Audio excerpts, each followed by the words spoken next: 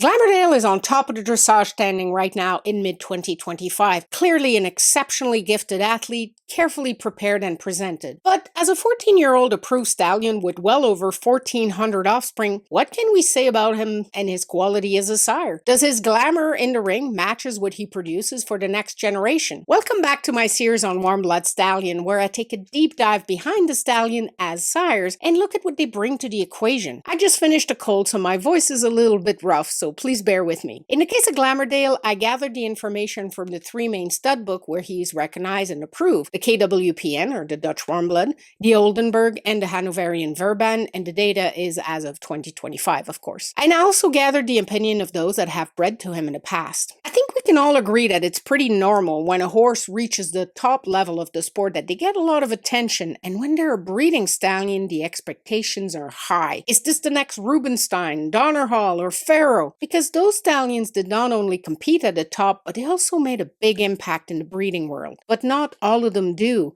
Briard, for example, are not considered impactful sires. With Glamourdale, we have enough information to take a stab at answering that question. But one cannot talk about Glamourdale without first talking about Lord Leatherdale, his sire. When it comes to breeding stallion, they generally fall into two main categories: those that stamp and those that don't. Stamping stallion are those that stamp their babies with either a physical or a mental characteristic, sometimes both. Or they consistently pass a certain trait very specifically. Think of Sandro Hit, known for his refined and leggy foals, or Rotspawn for their amateur-friendly temperament, or even more recently, Morricone for his exquisite head and neck. These stallions pass on certain traits so reliably that they become the go-to when you want to strengthen a particular trait. It can be quite hard to predict, but breeders generally will look at the stallion himself, his characteristic, and on the basis of the fact that he can't pass on what he doesn't have,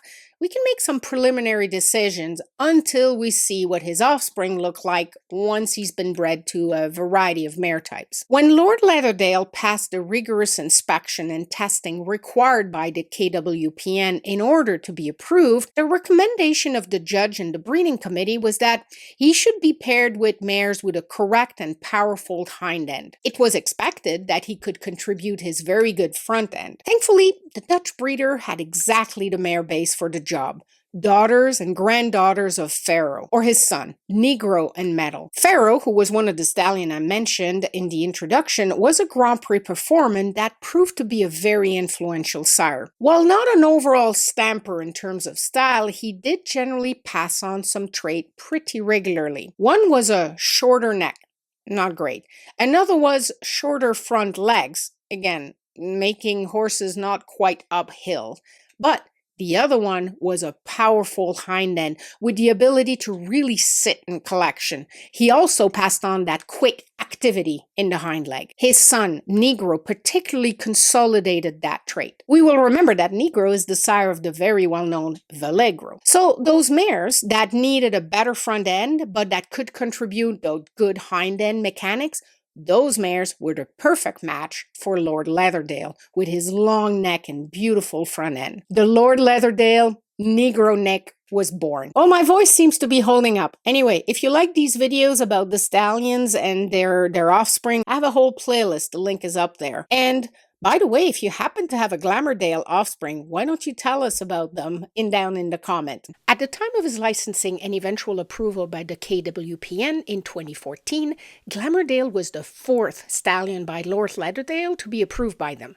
Chippendale was approved in 2010, Everdale in 2012, and Fairytale in 2013. All of them out of mares by Negro. All of them, other than Fairytale, who was gelded earlier for temperament reason, all of them performed at the Grand Prix level. The latest stallion to be approved out of this very powerful nick is Louisville from Hilltop Farm, right here in North America. In fact, overall, in the Horse Selects database, which I know is not complete, but still, Lord Leatherdale has 18 licensed sons that are listed there, and 12 of them are out of Farrowline mares. And in terms of approved son, only 2 are not of that nick. Now, to get back to Glamourdale. When looking at a stallion breeding power, we like to look at the close family to see if there's any depth of performance there. His dam Tuja was bred 4 times to Lord Leatherdale, but we only have one Glamourdale. Clearly a unique individual, combining just the right qualities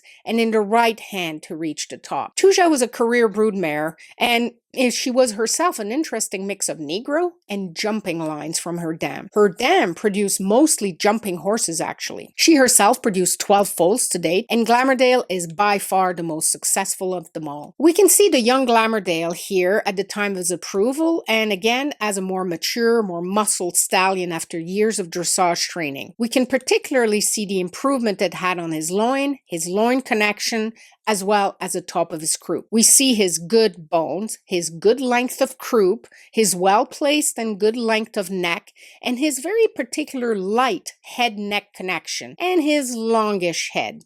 Let's be honest. I'll get back to that head-neck connection a little bit later. Glamourdale has 756 foals in the combined German stud books. In Germany, he has 26 licensed sons. In the Dutch stud book, he has 1,365 registered offspring, 5 approved sons, and 43 elite mare to his name. Not very high number compared to other stallions. Randomly looking at Winton, for example, we see that with less than half as many offspring, he has 5 approved sons and 60 elite mares. The early foal report on Glamourdale pointed out that his foals are long line with a little bit drop back, some touch of sickle hawk here and there, and they have good walks. Their trot is uphill but needing a little bit more reach in the hindquarter, and that their canter has good scope. Dad has a great canter. You would expect a little bit of that canter to be passed on. Random selection of foals that I could find all over the internet shows why he's not considered a foal maker. His foals can be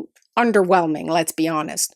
Out of good mare, he certainly complements them well. What I observed was that they're often built a little bit downhill with a low tied neck. Their trot quality varies quite a bit. Some resemble their dams, some have a lot of knee action, while others are more flat knees. But they all have good suppleness in their movement, and for sure their canter looks good. Some can show quite a bit of bone, like some of them are actually quite bulky. We can also see that in some of his adult progeny. I also found that quite a few of his offspring that showed this particular head to neck connection, and once I saw it a lot. It's very light, let's put it, and when we think about the longer head he something puts on them, I find it pretty distinctive. In looking at his adult progeny, I also found quite a bit of variation in what he produces, and clearly he doesn't stamp that strongly. Taking a look at his approved sons, those that are of course the best of his male offspring, that most closely approach the breeding standard of the association granting them their approval, we see that he can certainly produce some very nice models. When we look at his detailed score from the Oldenburg, we see that nothing really stands up as something he passes on consistently, other than his canter. Anything within the shaded area mean that it's within the expected normal transmission. Same can be said of the KWP and breeding value. Here again, we don't see anything really standing out. But of course, it's not all about the exterior. Sometimes the interior quality are what helps horse perform under saddle. Glamourdale certainly has a good trainable temperament and showed right from the start that he's very rideable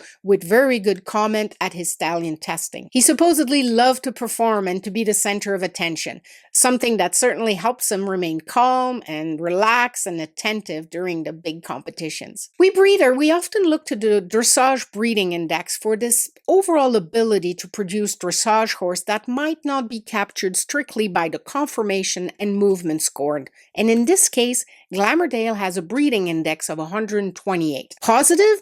Not very high. Overall, breeders agree that he doesn't stamp much, doesn't make foals that are particularly spectacular, often matching but not surpassing the quality of their dam. Most report good temperament with some touch of opinionated here and there. And a common reported issue is some trouble in the contact as young horses starting under saddle. But they can grow into good-minded horses, and because of the success of their father, they attract plenty of attention. And sometimes that's enough to want to breed to him for sure. For those using his frozen semen, the last few years have shown a very average conception rate. And some breeders are complaining that 2 or 3 straws might not be enough to get mares pregnant. He sires some nice foal for sure, but in general, one should be ready to get a carbon copy of the mare, maybe with a little bit more bone, swing, suspension in the movement, and one can expect some improvement in the canter also. So he is a super dressage horse.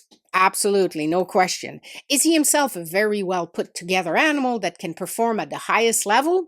Again, clearly yes. Based on the data gathered so far, he is not as good a producer as he is a dressage horse.